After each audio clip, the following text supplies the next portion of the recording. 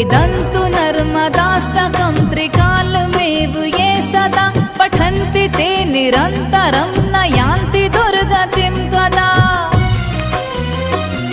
सुलभ्यते दुर्लभं महेश धाम